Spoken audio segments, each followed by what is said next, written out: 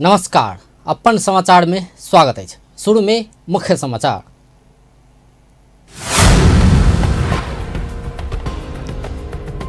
एमाले ओली आ नेपाल समूह बीचक वार्ता निष्कर्ष विहीन, दुनू पक्ष अपन अपन अड़ान में।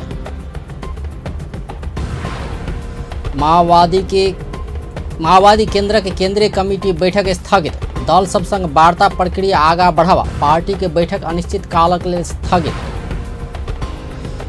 राष्ट्रीय मुस्लिम आयोग द्वारा मुस्लिम समुदायक थर सूचीकरण कयल जा रहल, अखन धरि 45टा थर भेटल। नेपाल में पिछला 24 घंटा में और 79 गोटे में कोरोना वायरस के संक्रमण पुष्टि। आ ललितपुर स्थित म्यांमार दूतावास आगा प्रदर्शन, म्यांमार में सैनिक सत्ता से भऽ रहल हत्या आ दमन के विरोध। अब समाचार विस्तार से। नेकपा एमाले के अध्यक्ष केपी शर्मा ओली आ वरिष्ठ नेता माधव कुमार नेपाल समूह बीच भेल वार्ता निष्कर्ष विहीन भेल छै। पार्टी कार्यालय धुम्बाराही में सोम दिन भेल वार्ता में दुनू पक्ष पार्टी के एकताबद्ध करैत आगा बढ़ेबाक प्रतिबद्धता जनौला पर अपन अपन अड़ान में रहला बाद ठोस सहमति होबऽ नहि सकल छै। फागुन 23 गते के सर्वोच्च अदालत के फैसला बाद एकीकरण भऽ कऽ बनल नेकपा पूर्ववत रूप में नेकपा एमाले आ नेकपा माओवादी केंद्रक अवस्था में पहुंचल कहैत तेकर बादक निर्णय सभक प्रभाव शून्य रहल जबाक अड़ान नेता नेपाल पक्ष राखने छल। ई प्रस्ताव अनुसार अध्यक्ष प्रधानमंत्री केपी शर्मा ओली सर्वोच्च के फैसला बाद फागुन 28 गते केने निर्णय फिरता वा खारिज केने जानकारी करायब आवश्यक छल। मुदा 28 गते के निर्णय खारिज करबाक पक्ष में ओली नहीं रहला बाद वार्ता सकारात्मक दिशा में आगा बढ़ नहीं सकल नेता नेपाल पक्ष जनौलक अछि। वरिष्ठ नेता माधव कुमार नेपाल पुराने अवस्था में घुरबाक लेल कहने प्रस्ताव अध्यक्ष स्वीकार कहने प्रतिक्रिया देलनि। अवस्थामा पूर्व एमालेको जुन पुरानो अवस्था हो त्यो अवस्थामा पार्टीको संरचना पदाधिकारी र सदस्यहरू यथावत स्वीकार गर्ने स्थितिमा जाउँ र हामीले भन्यौं कि पार्टीलाई एकताबद्ध बनाउँ, आन्दोलनलाई पनि अरू पार्टीलाई पनि समेटेर लिएर जाने काम गरौँ। हामीले भन्यौं अरू कुरा भन्दा पनि 28 गतेको उहाँको जुन आफ्नो सानो गुटको जुन भेला हो त्यसलाई उहाँले केन्द्रीय कमिटी बैठकको नामाकरण दिनुभएको छ, त्यसैमा कुरा मिलेन। नेता नेपाल पक्षक उपाध्यक्ष भीम रावल पार्टी एकताबद्ध कऽ जेबाक विषय में सब एक मत भेल पर सर्वोच्च अदालतक फैसला बादक क्रियाकलाप सबक प्रभाव शून्य बना कऽ आगा बढ़बाक विषय में सहमति जुट नहीं सकल बतौलनि। पार्टी एकीकरण हुनुभन्दा अगाडिको अवस्थामा फर्क्यो भनिसकेपछि हाम्रा सम्पूर्ण काम कारबाहीहरू अब त्यो अगाडि फर्केको प्रस्थान बिन्दुबाट अगाडि बढ्नुपर्छ भन्ने कुरा हामीले स्वाभाविक रूपमा राख्यौँ। हामी योभन्दा अगाडि पनि भन्दै आएका थियौँ। तर सर्वोच्च अदालतको फैसलासँग अमिल्दो गरी 23 गतेको फैसला भएपछि यता भएका भनिएका कुराहरूको प्रभाव शून्य हुन्छ भन्ने हाम्रो स्पष्ट धारणा छ। हामीले त्यो कुरा भन्यौँ। तर पार्टी अध्यक्षबाट यसबीचमा जुन काम कारबाहीहरू भयो, खास गरी 28 गते भयो भनिएको हामीलाई कुनै पनि खबर नगरिएको केन्द्रीय कमिटीका कतिपय कुराहरू जुन गरियो भनिएको छ, जहाँ बहुमत पनि सदस्य थिएनन् भन्ने कुरा हाम्रो जानकारीमा छ, त्यहाँ गरिएका भनिएका निर्णयहरूको प्रभाव पनि शून्य हुन्छ, स्वाभाविक रूपमा शून्य हुन्छ, किनभने अदालतको फैसला त्यही छ भन्ने कुरा हामीले तथ्यगत कुराहरू राख्यौँ। अध्यक्ष ओली पक्षक नेता सुभाष नेमाङ पार्टी एकताबद्ध कऽ जेबाक विषय में सबक एक मत भेल पर पछिला राजनीतिक विषय में नेता सब बीच मतान्तर रहल बतौलनि।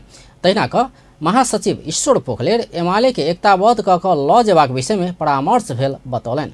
नयाँ परिस्थिति सिर्जना भएको छ र हामी 2075 साल जेठ 2 गतेको अवस्थामा अदालतको फैसलाले हामीलाई पुर्याएको छ। यस्तो अवस्थामा अब त्यो 75 साल जेठ 2 गतेको अवस्थामा पुगेको भन्नुको अर्थ नेकपा एमालेको एउटा पुनर्जीवन प्रारम्भ भएको छ। यो पुनर्जीवन प्राप्त गरेको नेकपा एमालेलाई थप व्यवस्थित कसरी बनाउने, एकताबद्ध कसरी भएर जाने भन्ने विषयमा नेताहरूको सबैको पार्टी अध्यक्ष प्रधानमन्त्रीज्यू लगायत माधव नेपाल लगायत सबैले त्यस विषयमा हामीले छलफल गऱ्यौँ र त्यो चिज एउटा प्रारम्भ भएको छ। त्यो उद्देश्य प्राप्तिको लागि अब हाम्रा पहल प्रयत्नहरू केन्द्रित हुन्छन्। हामी त्यस दिशामा अगाडि बढ्छौँ। 28 गते के निर्णय के संबंध में संचार कर्मी सब राखने जिज्ञासा में ओ अड़ियाल होटल में भेल बात 4 आ 7 गते के कार्यक्रम के सियो विषय एवं कहत नेता नेपाल पक्ष कहने क्रियाकलाप के बात उठौने छलैथ। नेपाल कम्युनिस्ट पार्टी माओवादी केन्द्र के केन्द्रीय कमिटी बैसार स्थगित भेल छै। रवि दिन से जारी नेकपा माओवादी केन्द्र के केन्द्रीय कमिटी बैसार अनिश्चित कालक लेल स्थगित कयल गेल छै। तत्कालीन राजनीतिक परिस्थिति संग जुड़ल कार्यभार पूरा करऽ लेल संसद में रहल 2 राजनीतिक दल संग वार्ता के प्रक्रिया आगा बढ़ावा लेल तत्कालक लेल केन्द्रीय कमिटी बैसार स्थगित कयल गेल माओवादी केन्द्र के नेता नारायण काजी श्रेष्ठ जानकारी देलनि। संगसंगे सर्वोच्च अदालत के नेकपा एमाले आ नेकपा माओवादी केन्द्र पूर्ववत अवस्था में घुरेबाक फैसला के पुनरावलोकन करबाक सेहो हुनक कहबै छै। एहि बीच केन्द्रीय कमिटी सदस्य सब संगठनात्मक काज करबाक आ लगले बैसार राखबाक ओ बतौलनि। केन्द्रीय कमिटी बैसार बाद राष्ट्रिय कार्यकर्ता जमघट आयोजना करबाक सेहो हुनक कहबै छै।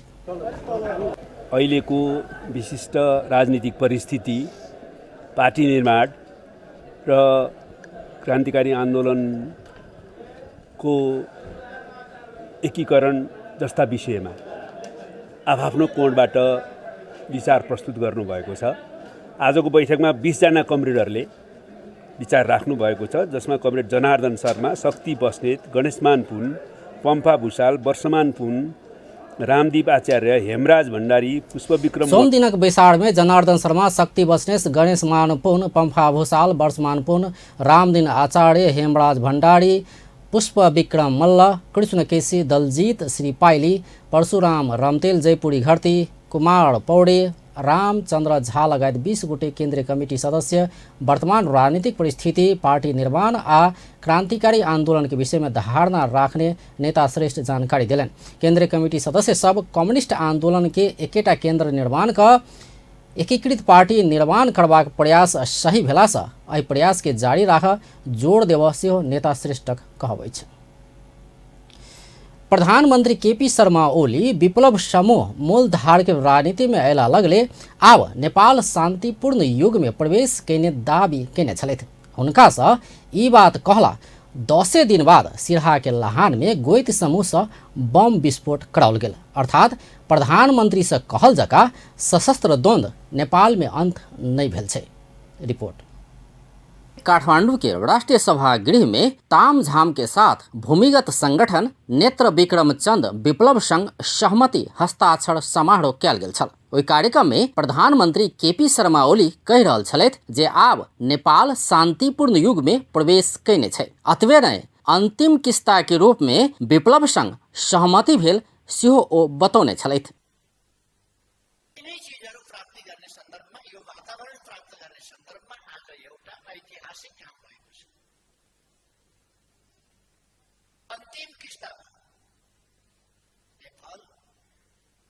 शान्तिपूर्ण युगमा प्रवेश गरेको छ।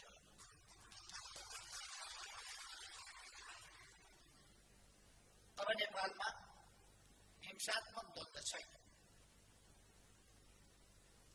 अब नेपालमा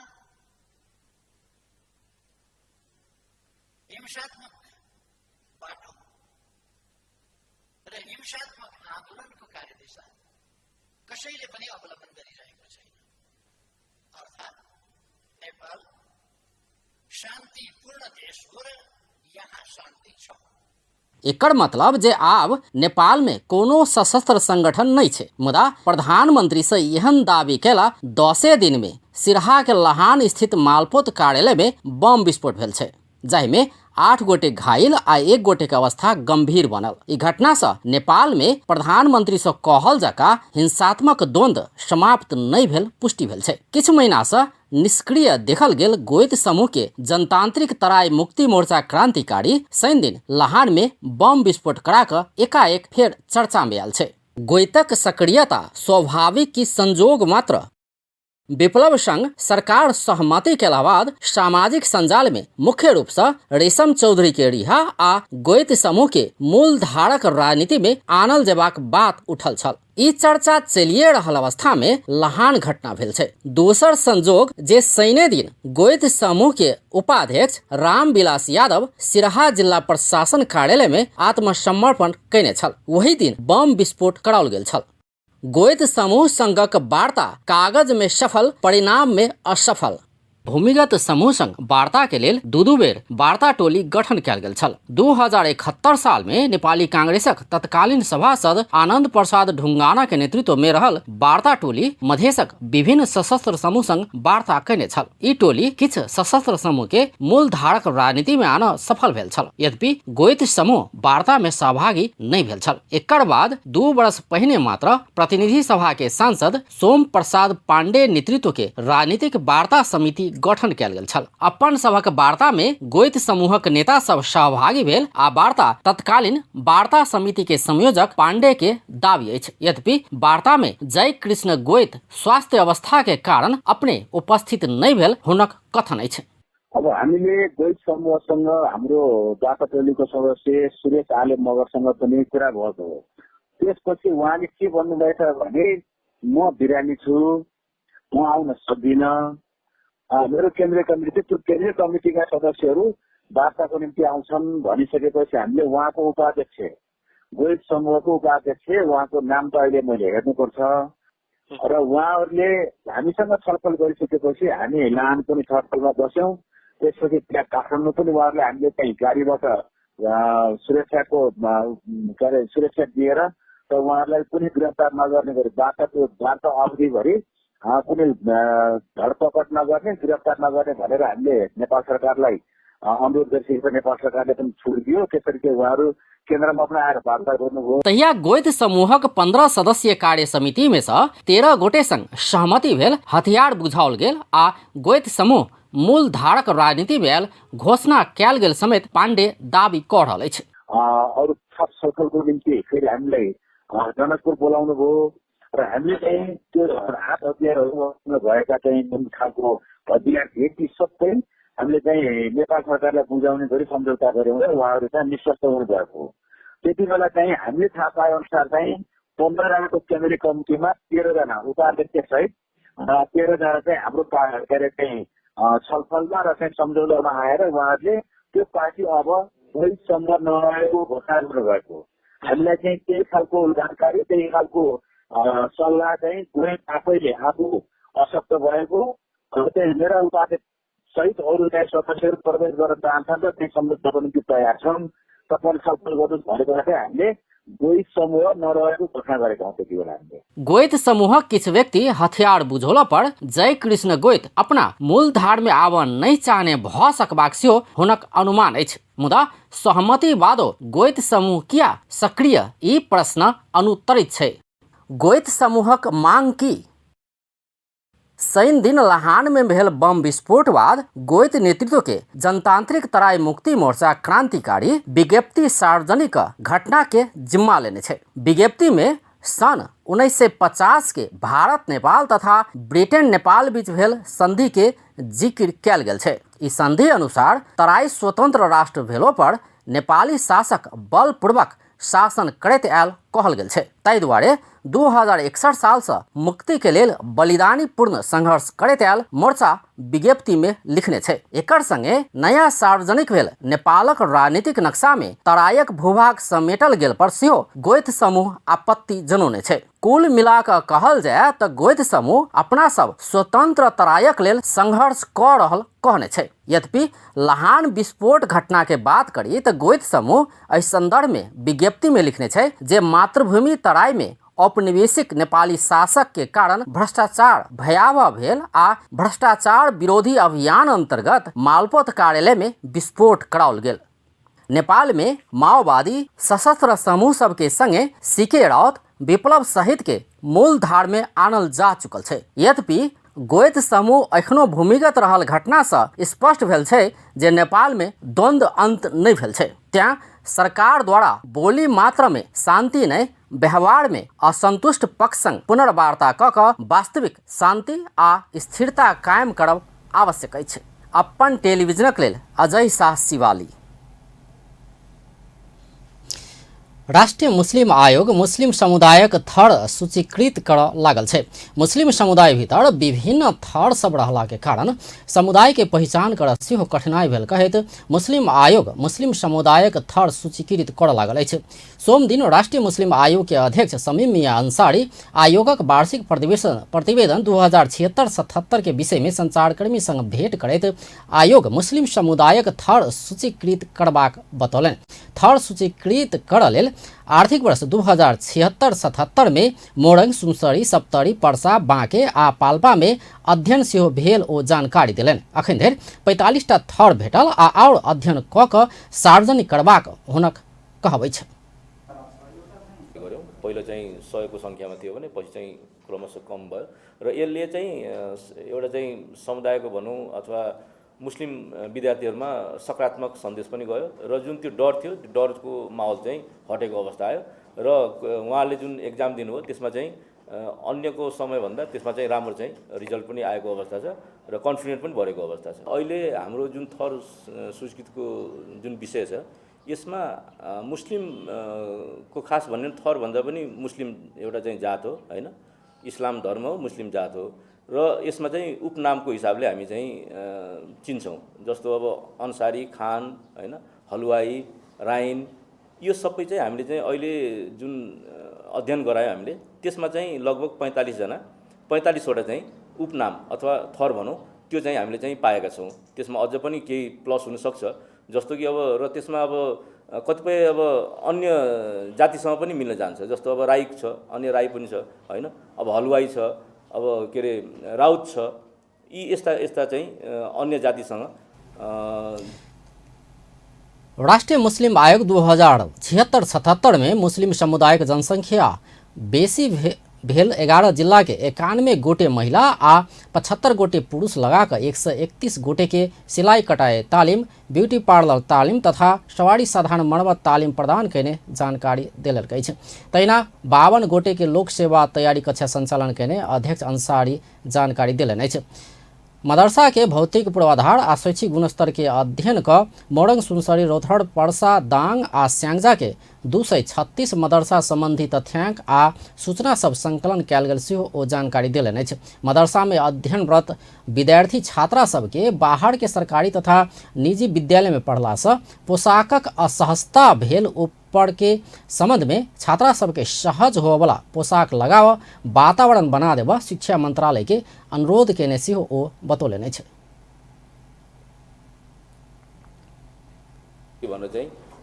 किन के को लागि भनेर सोध्दाखेरि चाहिँ अब बच्चैदेखि चाहिँ कुर्ता सुरुवाल लाएर चाहिँ पढ्ने, अब त्यो स्कुलमा पढ्दाखेरि मिनिस्कर्ट लाएर पढ्दाखेरि चाहिँ असहज हुने उनीहरू चाहिँ के अरे असहजले गर्दाखेरि चाहिँ बरु हामी स्कुल जान्दैनौँ, हामी मदरसामै पढ्छौँ भन्ने त्यो हामी चाहिँ शैक्षिक उसलाई वञ्चित नहोस् भन्ने उद्देश्यले जसलाई इच्छा छ त्यो चाहिँ जुन ड्रेस छ त्यो ड्रेसको हिसाबले जाने हो। यदि कोही चाहिँ अब 8-9 मा पढ्ने भनौँ अलिकति चाहिँ 10 मा पढ्ने चाहिँ बच्चीहरूको लागि चाहिँ हामीले सहजीकरणको लागि चाहिँ शिक्षा मन्त्रालय मार्फत चाहिँ हामीले त्यो जुन ड्रेस हो त्यही ड्रेसको स्कर्ट्सको सट्टा चाहिँ हामीले चाहिँ के अरे कुर्ता सुरुवाल लाउन पाओस् भन्ने चाहिँ त्यो एउटा चाहिँ मौलिक हक पनि हो र ह्युमन राइट्सको पनि हिसाबले। आर्थिक वर्ष 2076-77 में आयोग के प्राप्त भेल 5,06,83,000 रुपया में से 2,51,64,000 खर्च भेल सेहो जानकारी देल गेल अछि। विश्राम बाद समाचार में स्वागत अछि। चितवनक राप्ती नगरपालिका वडा नंबर 3 मार्तल पुल में ट्रक आ जीप टकरेला से एक गोटे के मृत्यु भेल छै। ना 8X1420 नंबर के ट्रक आ बा 18X1371 नंबर के जीप सोम दिन टकरेला से ट्रक सड़क से करीब 10 मीटर नीचा खसल अछि। दुर्घटना में पड़ कर ट्रक चालक धादिंग धूसा गाँव पालिका वडा नंबर 1 के 26 वर्षक महेश फुयाल के मृत्यु भेल प्रहरी जानकारी दिलक अछि। दुर्घटना में घायल भेल ट्रक के सह चालक तनहु बंदीपुर गाँव पालिका वडा नंबर 5 के 27 वर्षक विवेक थापा के भरतपुर में इलाज भ रहल अछि। जीप चालक के प्रहरी नियंत्रण में लेने अछि।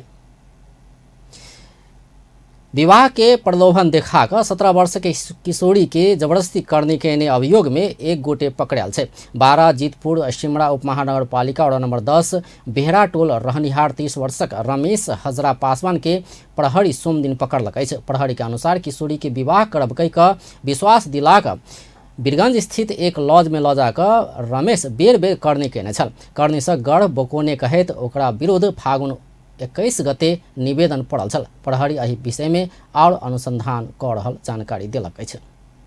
नेपाल में पिछला 24 घंटा में और 79 गोटे में कोरोना वायरस के संक्रमण पुष्टि भेल है। एहि संगे कोरोना संक्रमित के संख्या 2,75,310 पहुँचल है। पिछला 24 घंटा में 66 गोटे कोरोना संक्रमण मुक्त भेल है। एहि संगे नेपाल में कोरोना संक्रमण भऽ ठीक होवाला के संख्या 2,71,401 पहुँचल है। नेपाल में पिछला 24 घंटा में कोरोना वायरस के कारण ककरो मृत्यु नहीं भेल है। अखन नेपाल में कोरोना से जान गुमावला के संख्या 3,014 रहल है। एम्हर प्रदेश 2 में पिछला 24 घंटा में कोनो व्यक्ति कोरोना वायरस संक्रमित नहीं भेटल है। सामाजिक विकास मंत्रालय अंतर्गत स्वास्थ्य निर्देशनालय सोम दिन देने तथ्यांक अनुसार पिछला 24 घंटा में कोनो व्यक्ति में कोरोना संक्रमण नहीं भेटल है। प्रदेश 2 में कुल संक्रमित के संख्या 17,203 रहल है। अखन धरि प्रदेश 2 में कोरोना संक्रमण से 209 गोटे के मृत्यु भेल है। एहि प्रदेश में 16,984 गोटे संक्रमण से मुक्त भ चुकल है। अखन धरि 1,46,571 गोटे के स्वाब संकलन कयल गेल है, जाहि में से 59टा स्वाब के नतीजा अब बाँकी है। राष्ट्रपति विद्यादेवी भण्डारी कोरोना विरोध के खोप लगौले छे। सोम दिन महाराजगंज स्थित त्रिभुवन विश्वविद्यालय शिक्षण अस्पताल पहुँचकर ओ खोप लगौले छे। खोप लगौला बाद संचारकर्मी संग संक्षिप्त प्रतिक्रिया दैत राष्ट्रपति भण्डारी सबके निश्चिंत भऽ खोप लगाव अपील केलनि छे। नया भेला से किछु शंका भेनाइ स्वाभाविक भेला पर बहुत चरण परीक्षण पास कऽ कऽ मात्र खोप अयला से निश्चिंत भऽ खोप अभियान में सहभागी होबऽ ओ आग्रह केलनि छे।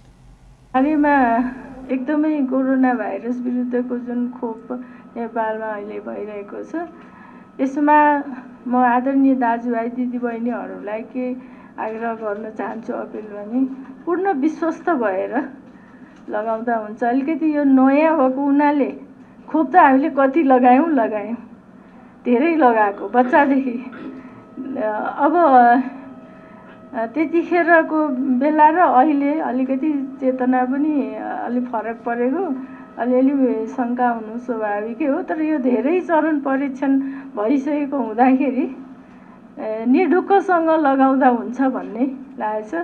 मैले पनि आज लगाएँ।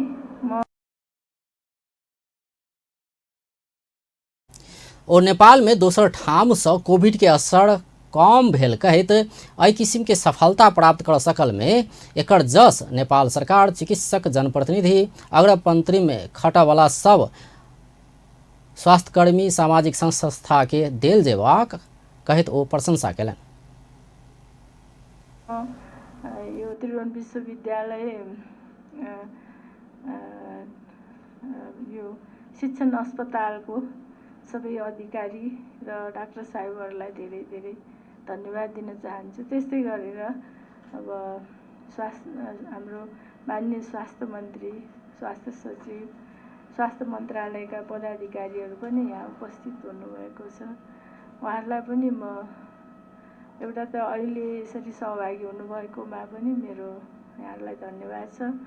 अर्को कुरा भनेको यहाँले जसरी असाध्यै नै लागि परेर यो कोरोना विरुद्ध चाहिँ जनतालाई जागृत गराउँदै, संगठित गराउँदै। राष्ट्रपति भण्डारी अगिला 9 गते बंगलादेश जा रहल छथि। राष्ट्रपति विद्यादेवी भण्डारी आर्थिक विकास समृद्धि हासिल होवा लगला से समृद्धि के लक्ष्य साकार बनाव व्यावसायिक क्षेत्र के विशेष भूमिका रहल जेबाक बतौलनि अछि।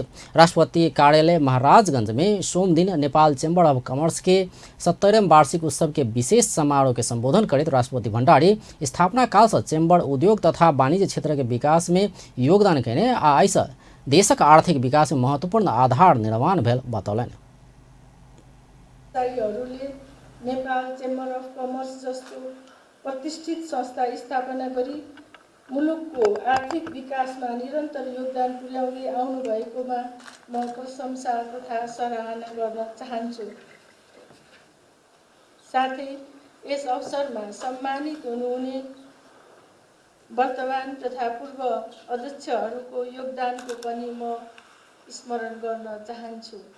नेपाल सरकारले समृद्ध नेपाल सुखी नेपालीको राष्ट्रिय सङ्कल्प अघि सारेको छ।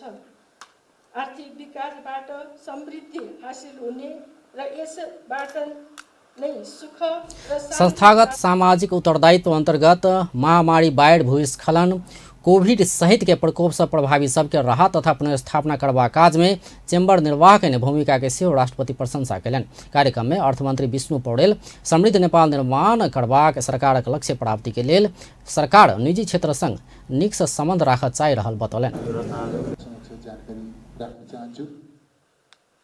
स्वाभाविक हामीले हाम्रो देशको अर्थतन्त्रलाई तीनटा महत्त्वपूर्ण पिलरमा आबद्ध भएको मान्दछौँ। राजकीय क्षेत्र छ, निजी क्षेत्र छ, सहकारी क्षेत्र छ। यी तीनटा क्षेत्र अलग अलग छन् तर एक आपसमा अन्तर्सम्बन्धित छन्, अन्योन्याश्रित छन्, एक अर्काका परिपूरक छन्। यिनीहरूका बीचमा घनिष्ठ सहकार्य हुँदा मात्रै कार्यक्रम में नेपाल चेम्बर अफ कमर्सक अध्यक्ष राजेश काजी श्रेष्ठ, नेपालक निजी क्षेत्र सरकार आगा घुसकोने समृद्ध नेपाल सुखी नेपाली महाअभियान के सारथी रहल बतौलनि।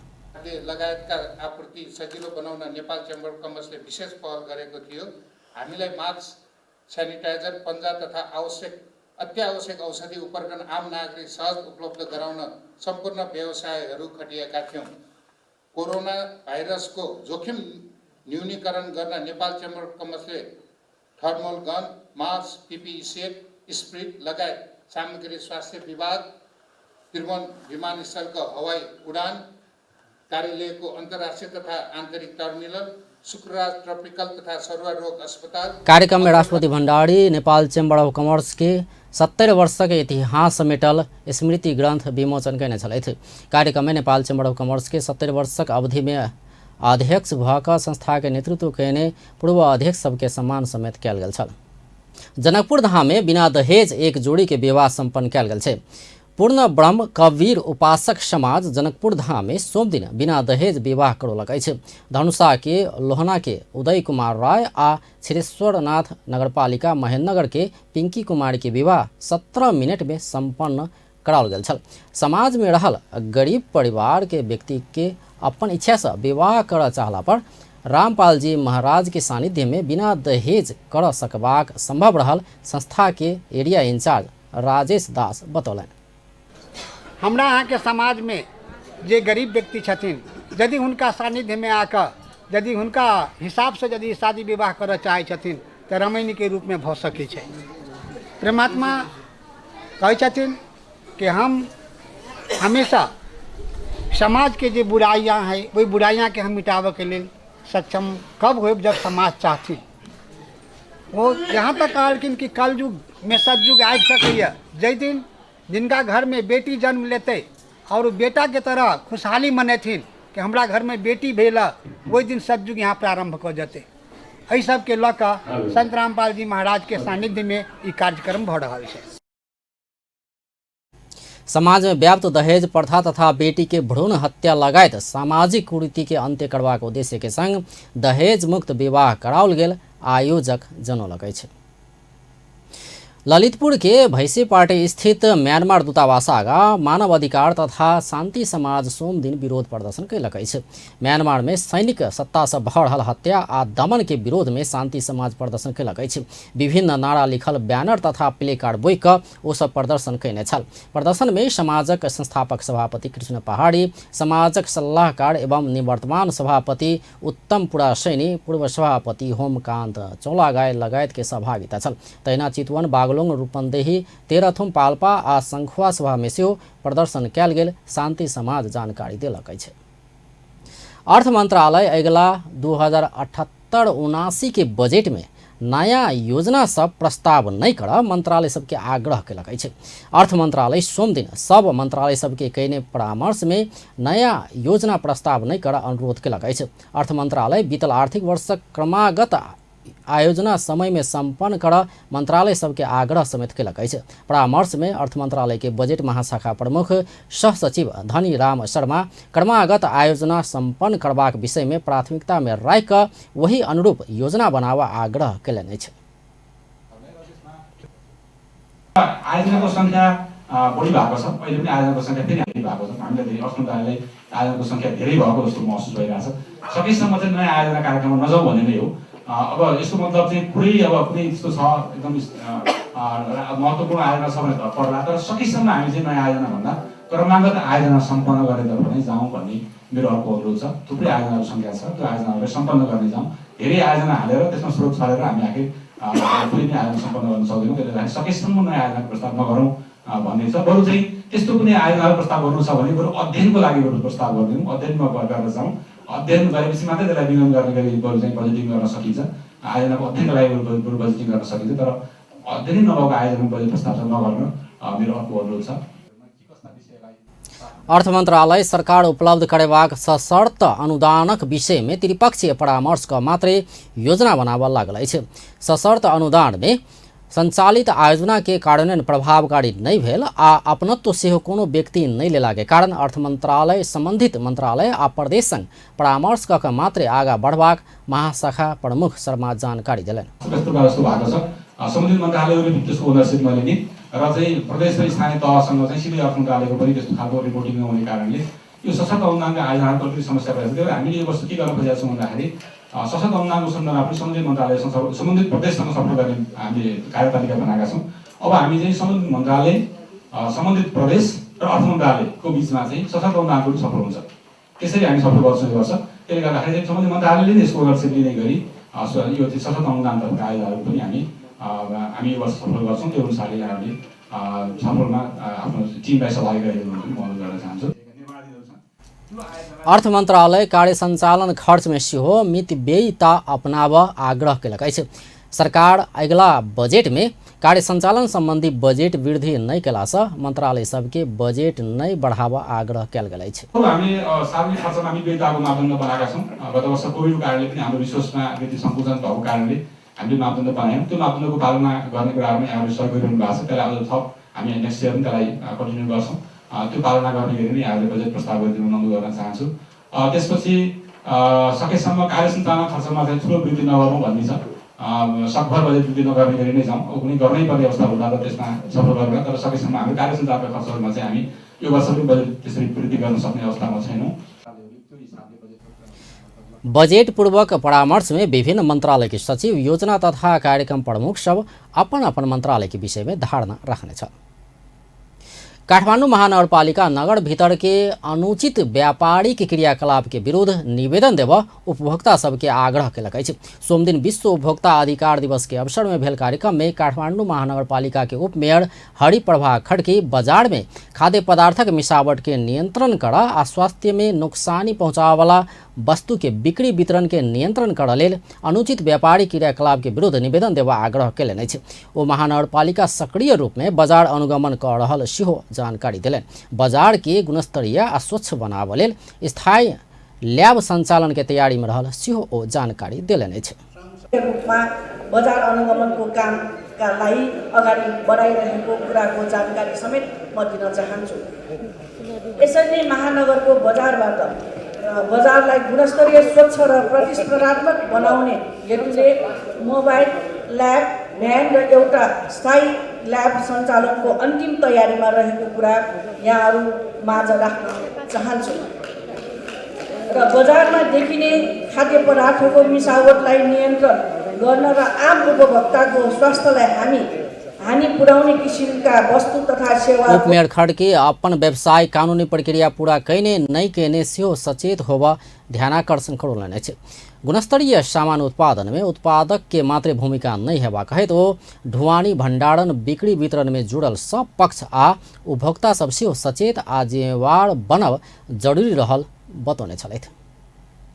अब अंत में मुख्य समाचार एक बेर फेर सँ। एमाले ओली आ नेपाल समूह बीचक वार्ता निष्कर्ष विहीन, दुनू पक्ष अपन अपन अड़ान में। माओवादी केंद्र के केंद्रीय कमेटी बैठक स्थगित, दल सब संग वार्ता प्रक्रिया आगा बढ़ावा, पार्टी के बैठक अनिश्चित कालक लेल स्थगित किया गया। राष्ट्रीय मुस्लिम आयोग द्वारा मुस्लिम समुदायक थर्ड सूचीकरण कयल जा रहल, अखन धरि 45टा थर्ड भेटल। नेपाल में पिछला 24 घंटा में और 79 गोटे में कोरोना वायरस के संक्रमण पुष्टि। आ ललितपुर स्थित म्यांमार दूतावास आगा प्रदर्शन, म्यांमार में सैनिक सत्ता से बढ़ल हत्या आ दमन के विरोध। व्यस्त अपन टेलीविजन देखते रहब। नमस्कार।